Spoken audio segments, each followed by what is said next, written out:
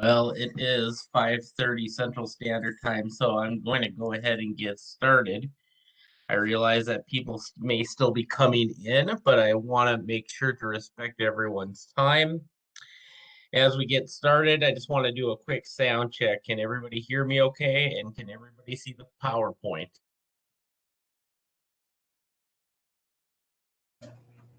Yes. All right, it looks like we are in pretty good shape. I'd like you guys to please mute your microphones now and unmute them at any time that you want to share your thoughts or have questions that I may ask during the live session. Muting your microphone just helps to cut down on that background noise that we may have or encounter. So good evening, everyone, and welcome to our Module 4 live session. This is an overview of tonight's live session. We will start out with introductions. We'll have live classroom expectations and due dates. We will check in on how the course is going and then dive into some lesson content. We will review developmentally appropriate practices from last week and then go over different instructional methods. And then we will close with a time for you guys to ask any questions that you may have.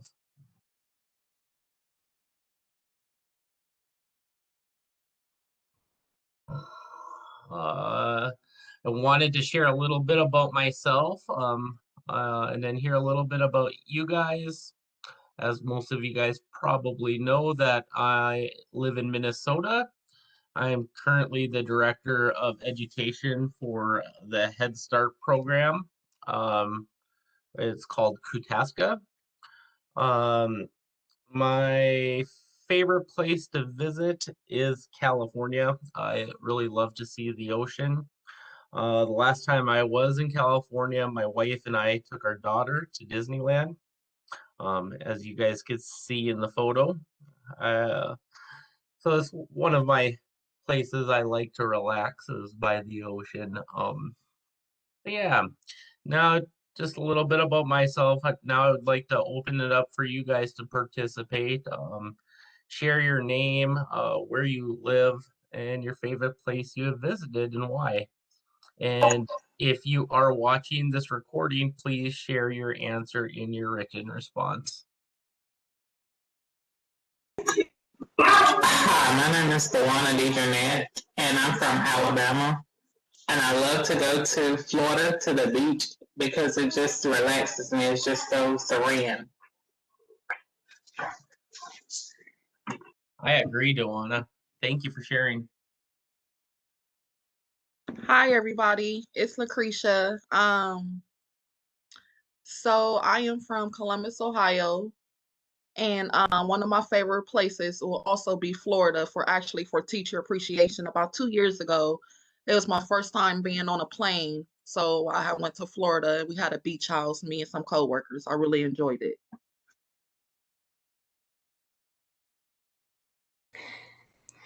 Hi, I'm Judy, and I currently live in Lawrenceville, Georgia. And I like going to Florida too because the beaches remind me of Jamaica, where I'm original from.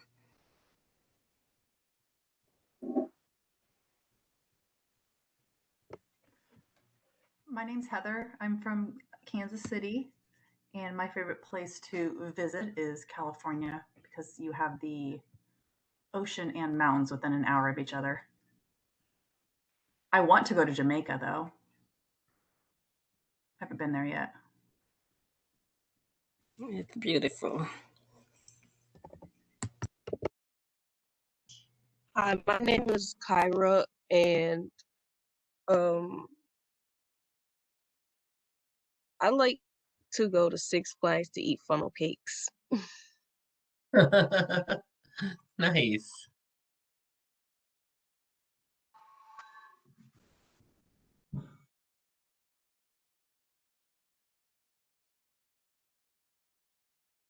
I don't know if everybody has shared or not. Now is the time to share if you not.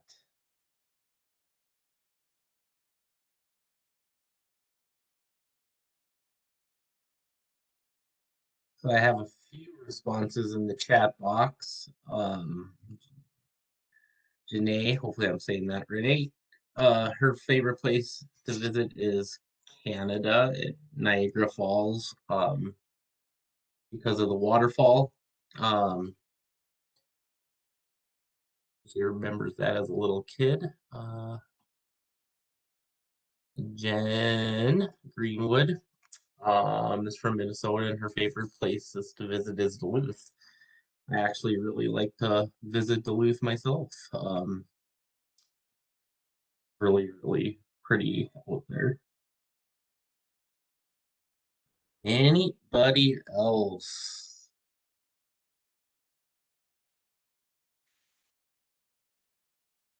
Hearing and seeing that there's nobody else, I'm going to continue on with the next slide.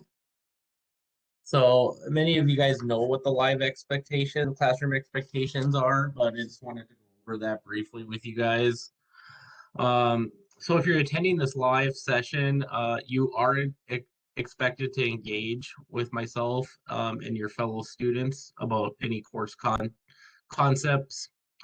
Basically, the purpose of these live sessions is for open dialogue, and then questions are encouraged. If you cannot attend a live session, the video will be posted the next day, and then you must complete the live session quiz to earn credit. For that, you will have to answer any questions that I ask the class during the presentation in order to receive full credit. Pretty straightforward. Sometimes I don't have the live classroom questions on the PowerPoint, so that encourages students to actually listen to the live classroom,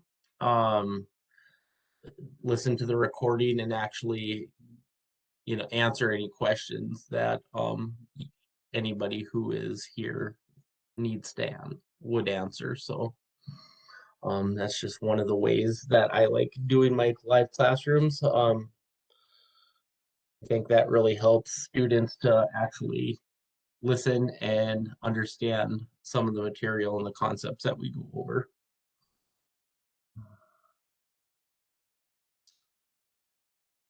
So due dates. The initial post for this week's discussion is due by tonight at 11:59 p.m. Central Standard Time. Responses to peers and any additional questions I ask are due on Saturday, March 6th. And then on Sunday, the live session quiz, if you did not attend the live session, the behavioral guidance policy, lesson plan part 3, and the explorations assignment are all due on Sunday, March 7th by 11:59 p.m. Central Standard Time. And just so you all know that the last day of class is approaching us very quickly. We are already into March. And the last day of class will be Friday, March 19th, which is only 2.5 weeks away. So like I said, it can throw you off that it is on a Friday, but just make sure to mark your calendar for that date. And then just so you guys know, no late work can be accepted after that date. So time to get your guys' work in is before that date. So try to be proactive as much as you can, so you guys could get that done. Does anybody have any questions on due dates? Looks like it's Jen's daughter's birthday that day. And it's actually Dr. Seuss's birthday today. I don't know if you guys all know that. Happy birthday to Dr. Seuss.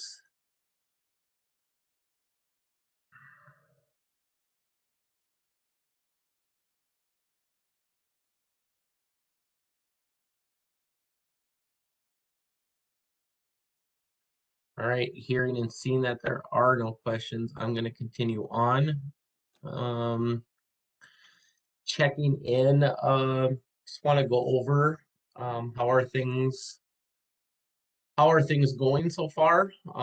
We're over a half a way through the course. I'm guessing a lot of you guys know are navigating through everything pretty well.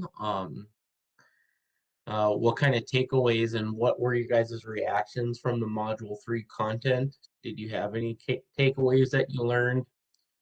Are you guys reading the course announcements each week and able to view my feedback on assignments? Do you know your guys' grade in the class? And if you are watching the recording of this live session, please answer all these questions that are on the slide in your written answer. So I just want to hear from everyone. How are things going? This is the one. Personally, everything right now is going good. I mean, I'm enjoying learning all of the content. It's really helping me within my job because I work in the school system with pre-K, so it's helping me with trying to do lesson plans and attach objectives to how to observe the child and what to look for and actually look for facts and not just what I assume is happening, but actually what the student in my class is actually doing at that moment or what they're saying. So it is really helping me a lot. And the announcements, yes, I do read it each week, and I am able to view the feedback, which is great feedback because it helps us to I know it helps me for if I get the feedback before I do my next module, if I can look at the one for the first module, I can correct my mistakes or, make my grade a little bit better. And as of right now, yes, I do know what grade I have in the class. Perfect. Thank you for sharing, Dewana. You're welcome. Hello, everyone. It's Lucretia. I would say for me, things are going, they're going okay. I am still trying to find my routine and everything, because it's slowly approaching to the last day and it goes so fast. So I'll be trying to stay on task because I do other things like trainings and working full time. So I'm trying to still find that balance in between things, but I'm ahead of the game. I'm kind of working on the next module right now, so I got everything submitted. Um, my reactions to the module 3, the building the lesson plan is always great. I mean, I have a co-teacher that we kind of work back and forth on a lesson plan when it comes to, implementing activities, but for me to build this on my own, kind of make it interesting.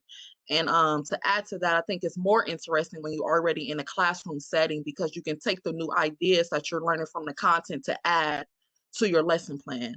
Like for me, I'm still learning the DAP, what's DAP, what's not DAP. So I have to be mindful of that when it comes to lesson planning, especially doing the individual progress plan, just to keep everything in mind, in DAP for all my students, which is mixed age. The announcements each week is very helpful. I kind of know what's going on. So I'm very grateful for that. My grade, yes, I do know my current grade and how to view it and view the rubric for any feedback. That's always helpful from you, Mike. I appreciate that. For what I need to work on when it comes to my next assignment. So yeah, everything other than that is going pretty well. Like I said, I'm still learning the portal overall because this is all new to me. But other than that, everything is falling into place with this module in particular course with you guys.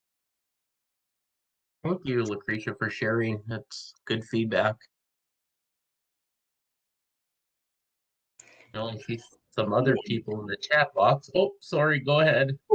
Yeah, I think it's going great for me also. Just as I said, sometimes it's time consuming because I'm back to work now, Monday to Friday, and then basically you just have the weekend. My days are long, so it's like taking me, a lot of time to get all the work done. But overall, it's okay, and I do know my grades. So and doing the lesson plan really helped me out a lot with working with the child that I'm working with now. Good. Good to hear, Judy. Thank you for sharing. This is Heather. I'm appreciative of the lesson plan, that process we had to go through in Module 3. I am not teaching right now. I have a job interview on Thursday, though. I am just trying to get out of my current job, which has been very full time. So I'm trying to balance full time school and trying to find a job. So I'm usually turning my stuff in Sunday as well. But the Tuesday night discussion post has been hard for me because we get off of this call and then I get into dinner and often have forgotten to post it. So that's I need to get a better process for that, but or just do it as soon as we're off this class, maybe before I get into the rest of life. But I do know where to find my grade, and I read the announcements, and everything's been very well communicated by you. So I appreciate that. Thanks for sharing, Heather.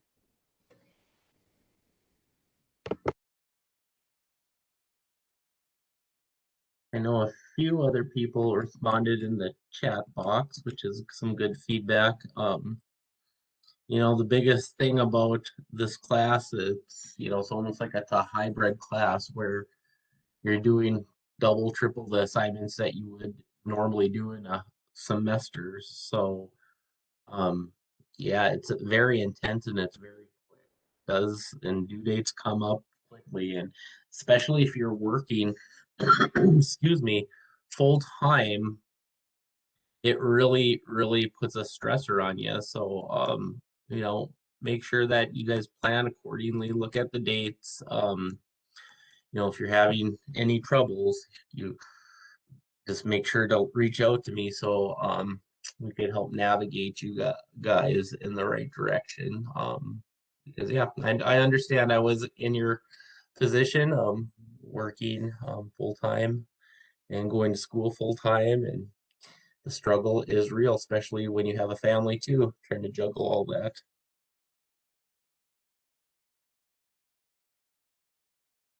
Anybody else want to share?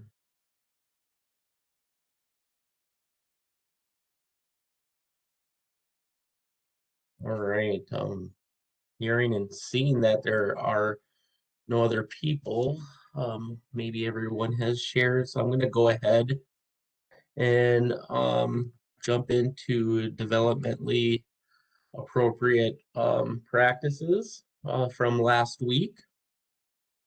There are 3 areas of developmentally appropriate practice that need to be considered when you guys are planning. The first one I wanted to talk about was the age appropriate, which really meaning does the lesson meet the child or where they are in their development? That is for their typical age. Basically, when you're doing this, you always want to ask the question, do 2-year-olds cut paper? Is that really developmentally appropriate because they haven't yet developed the fine motor skills to use scissors? So, really taking that into account before a child could actually write or do something with their fine motor skills, they have to actually develop those fine pincher graphs and those fine motor skills with the different activities that they do to strengthen their hands and their hand-eye coordination. So, really looking at, is it age appropriate for what you're doing? Basically you don't want to give a 2.5-year-old a 1 to 2-year-old a scissors because it just probably isn't going to turn out well. So, and then they would get frustrated. The next thing I wanted to talk about was the individual appropriate practices, meaning making sure that the activity meets the specific needs and skill set of the child. So I included a photo of my daughter in this slide because I'm going to use her as an example. It is age appropriate for a 4 to 5-year-old child to cut out simple shapes. However, my daughter is developmentally delayed in her fine motor skills and hand strength. Therefore, she really needs that one-on-one support to practice her cutting. So this would be an example how an age-appropriate activity can sometimes needs to be adjusted to meet the individual development. Um, and I don't know where everyone works, but you know, a lot of times you have special education paras in your classroom or aides to help out with children who have special needs, like my daughter. So, you know, really trying to identify that and identifying um, what's appropriate and what's not. So individually appropriate, you really need to really work and look at the individual as a whole. And then we have the culturally appropriate practices, which means respecting different cultures and family backgrounds. For example, some cultures believe not finishing your plate is wasting food and unacceptable, while other families focus on only eating until you're full. Um, Therefore, a teacher should not force a child to clean their plate nor rush a child to leave the table before they have finished. So, you know, that would be an example of being culturally appropriate practices. Um, my question to you guys is, you guys probably know and probably do all this, but another thing that DAP really looks at, which I've talked to my chair, her name is Mary Muse. You might have had her as an instructor already. We talked about how the DAP is actually changing a little bit. And one of the things that has changed for developmentally appropriate practices is having children being the word joyful in their activities. So children should be joyful when they are learning in their activities. And that is actually something that is new that has come out. But I did want to mention that because um, I'm not sure when they're actually going to roll that out, but I know there is a lot of talk about that, and I know it's not in your book. But it's something to always maybe keep in the back of your mind when children are doing these things. They should have joy in doing that. Um, so yeah. Anybody have anything on developmentally appropriate practices? Anything they want to add, share, question? The floor is yours.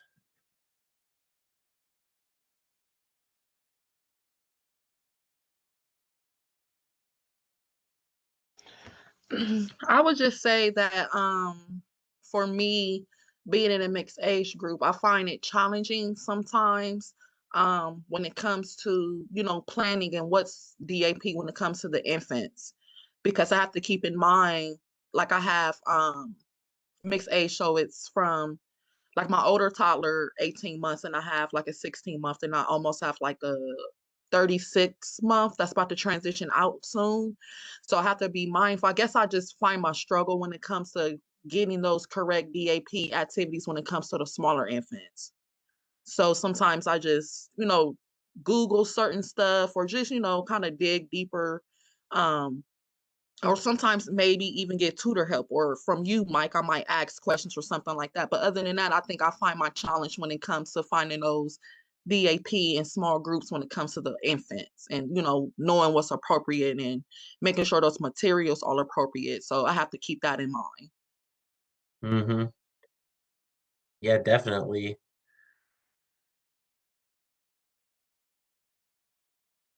Thank you for sharing, Lucretia. No problem. Like Yeah, I said, I'm not in the classroom currently, but I have to imagine, Lucretia, that sounds really difficult with that mixed age, but I would imagine it's a difficult thing to do even with all the same age group. With if you have more than 5 or 6 kids in there, I would think it'd be difficult because they're all going to be at different, probably different levels. So definitely be a challenge. Yeah. Yeah, so we have it's 8 on our roster, so it's like 4 and 4. We have our own primaries, but we still like to rotate, with kids, even though she has her own primaries and I have mine. We still like rotate the group out. But then, like I said, I still find myself stuck sometimes, like, okay, this kid is getting it, but she's not getting it. So I'm just trying to find like different ways, because I know every child is different, so I'm still trying to find ways, and depending on the age, if it's DAP or not. So that's my biggest challenge when it comes to me just doing lesson plans, IPPs, and stuff like that. So I'm still trying to find my way and dig deeper into this.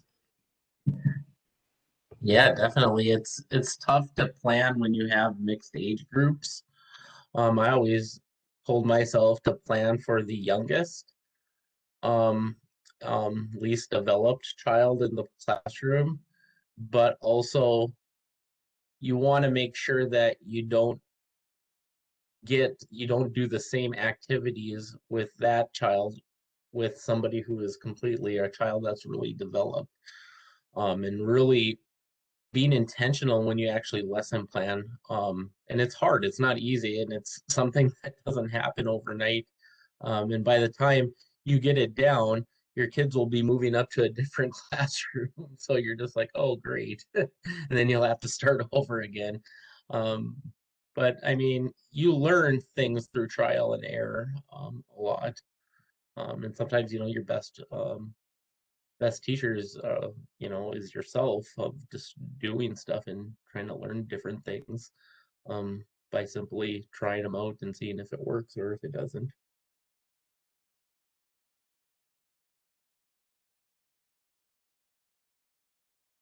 Anybody else? Looks like Jen said that she has 17 3 to 5 year olds.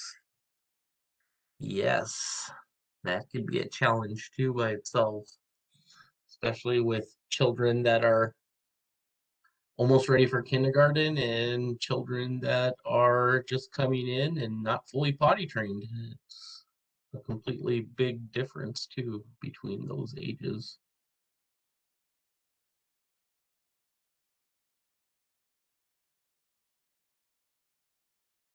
Any other comments?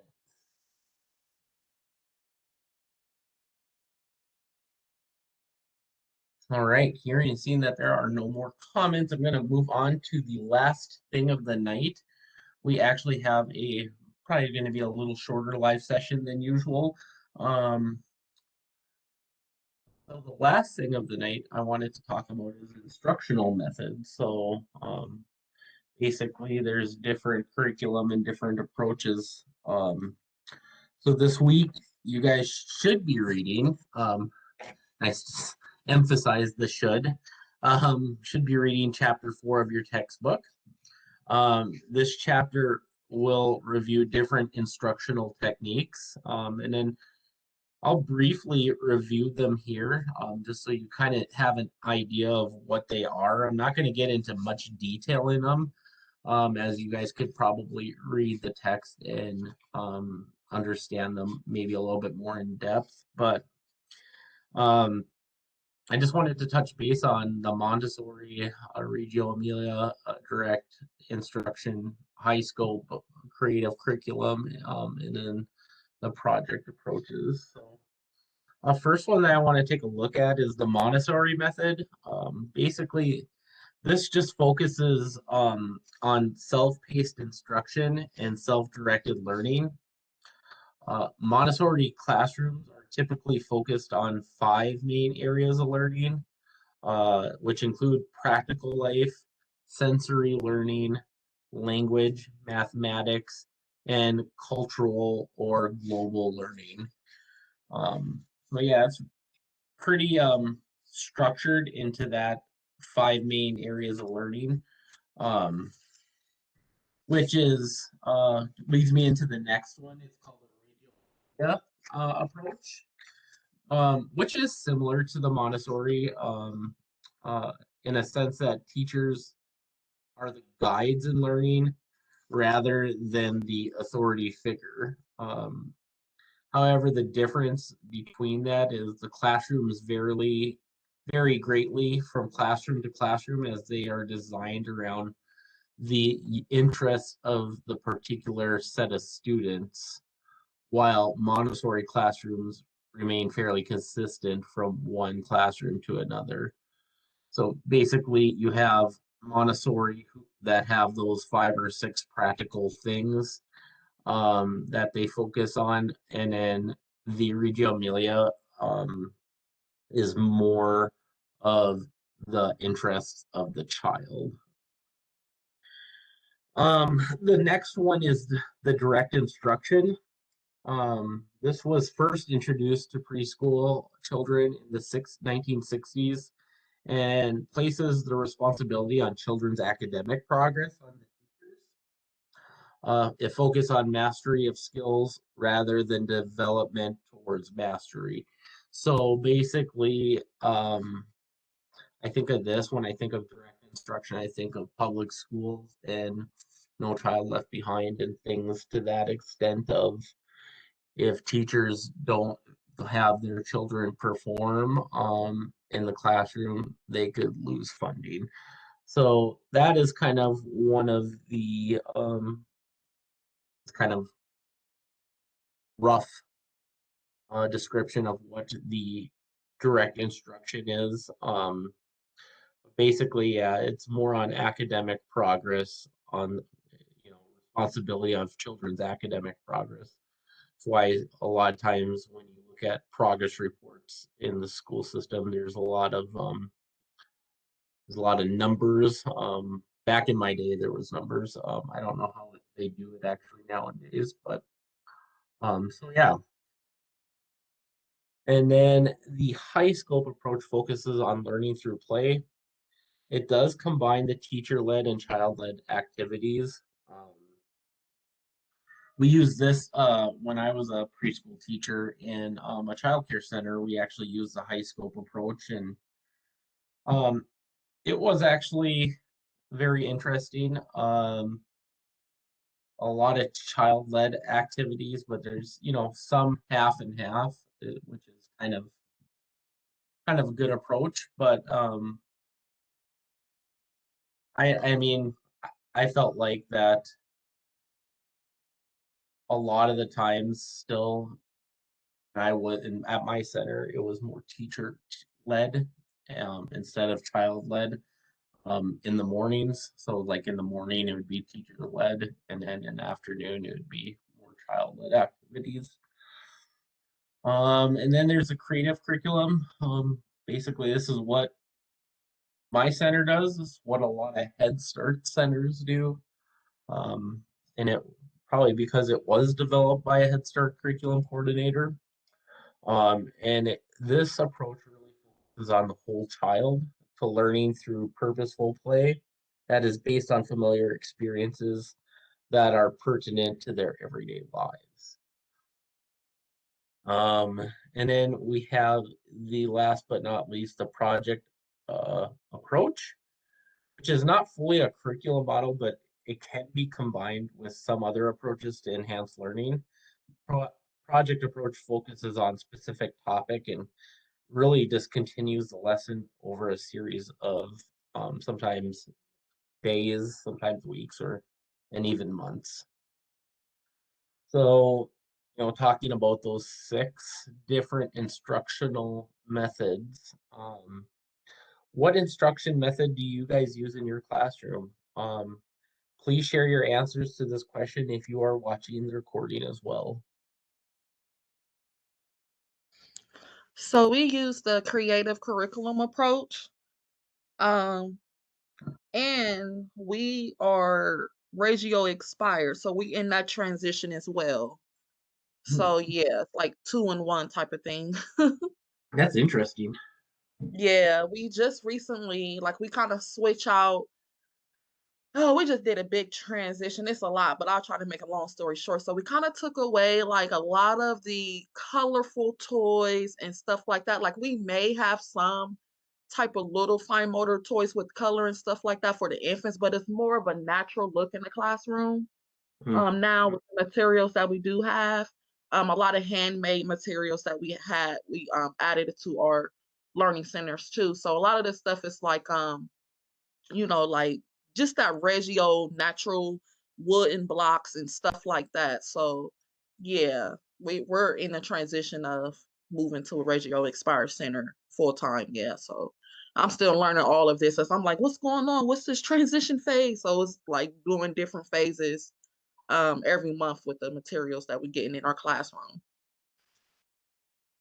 Thank you, Lucretia, for sharing. If I do find that interesting, um, kind of having both of those instructional methods.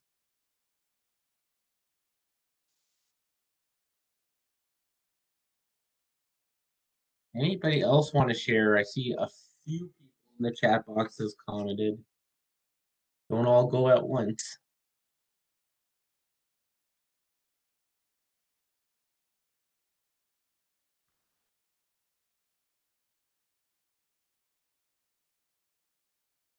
Looks like Kyra and Heather. Heather C focus. They use the creative curriculum approach.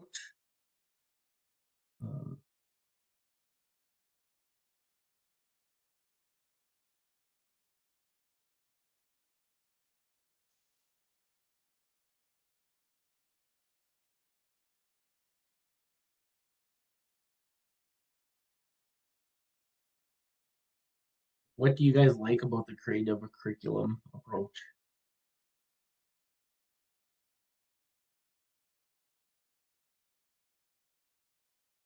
I think for me, I like that there's a lot of studies that you could really expand on children's learning. Our program actually purchased a bunch of studies just because some of the teachers are not doing the same old study we every single year, so they could actually switch them out, have different topics that are geared towards child's child's interest, especially if you have the same child year for 2 years, making sure that they're learning and something different too. Yeah, I would add to that too, Mike. It's not really like, teacher direct. It's like you're really following the children's leads and their interests, and it kind of just give you just some insight on how to do that, how to implement that in the classroom. We actually had just got like a big box or probably like 3 boxes of I know you're probably familiar with teaching strategies, and it's like we're adding that. That's kind of part of our curriculum too, but it's also giving us like things to do and to add on lesson planning when it comes to like mighty minutes. We're doing stuff like that. We're adding it in. You can do like intentional activities where you can just go in and select certain different things. Question of the day. Yeah, the question of the day is Yep. awesome. And I'm actually working on that. As soon as I get off here, I gotta get back to my lesson plan because I was doing that earlier. So yeah, the question of the day, and just certain stuff you can go in and add boxes, to what you want to do. So it's a great tool. It really is. Yeah, teaching strategy is a great assessment tool that does go hand in hand with that creative curriculum, which it's really, really beneficial. I love it. I think a lot of our teachers really like that approach too as well. Yeah, it's really great. And just to piggyback off Lucretia, I like the creative curriculum. We use it also in our school.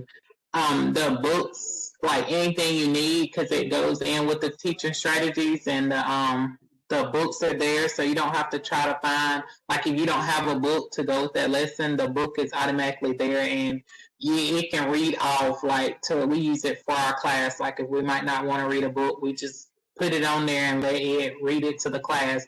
So it's not them always hearing our voices doing something, or if they just want to listen to the book while we're in reading center, or if they're in the writing center, and it kind of helps the kids. It's kind of like directed toward them to where they can navigate some of the stuff and not just the teacher hands on all day long. Oh, for sure. Thanks for sharing. Yeah, I like those books too. Books that come with it. We've actually there's also like a list of like additional books that you could buy. Our program actually went through a big spend down um in the last month, and we got a bunch of books for each of the classrooms through that creative curriculum, through those different study lists, which I think will help the children not be, like I said, quote unquote, bored with the actual curriculum. Um, 'Cause there's just some new things that are coming. Books are, I mean, you could read the same book over and over and kids will enjoy it, but also having new books too for teachers' sanity as well is good. Now with the books, are y'all talking about the highlight books? No, I'm Okay, talking about the books that actually go with the studies. got Uh, it. Okay, like I know it's by like the volume number, right? I'm not really sure. Okay, I okay, do know that there is some books that go with it, and then there's like suggested books that go with it. okay, Um, okay. for with the actual theme itself, like you'll have like a tree study, or you'll have a clothes study, and then there'll be like suggested books that go with them. So. Okay, got it. Yeah, because it breaks the books down into like fiction, nonfiction. It's all on the website. So it kind of helps out a whole lot.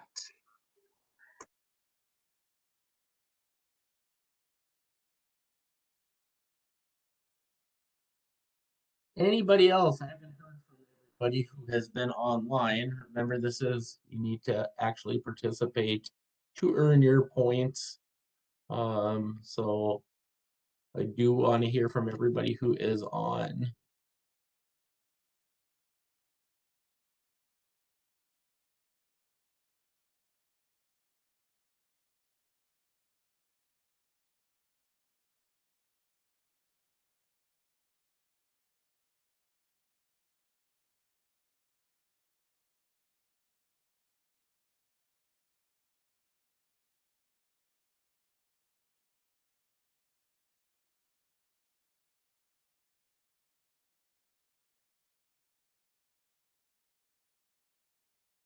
So if you're not in a classroom, what would you use? Which one of these concepts or instructional methods would you use in your classroom?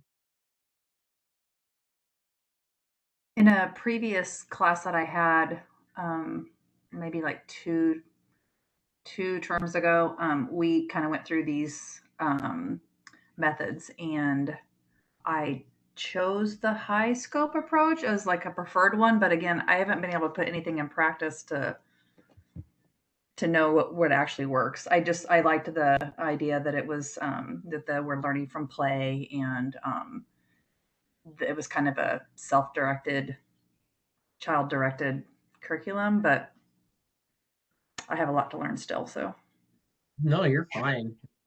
Yeah, with that high school, but you have some teacher directed and you have some child directed, which is kind of nice. Kind of gives a balance to what you're doing as far as instruction and teaching.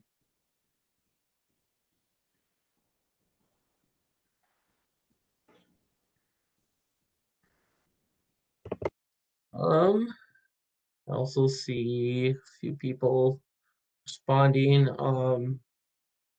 Janae said that she's using direct instruction, explain more details to the children of pre-K. She's also not in the classroom as well. Yeah, there's like I said, there's different instructional methods that you guys use. I mean, we use, like I said, the creative curriculum approach. I know some of you guys use or would use high scope. Um, I haven't really heard too many people using actually the project approach. But that's just me. I have heard Montessori Head Start before. Actually, in where I used to live out in Colorado, there was a few Montessori Head Starts, which I found interesting. So yeah, there's just different instructional methods that you could use. So basically that pretty much wraps it up for tonight. Feel free to ask any questions if you want, or about the information presented in this live session or in the course expectations in general. And if you are, I will be posting this online or actually posting this recording, yeah, online and into course announcements tomorrow, just so you guys have access to it if you guys need any information from it. And if you don't have any questions, I would like you guys just to type your name in the chat box. That tells me that you are here and that you participated for tonight, so you guys could get full credit and will not have to do anything else to get points. So thanks everyone for joining and have a great night. You Thank too. you. Have a great day, everybody. You too. Thank you.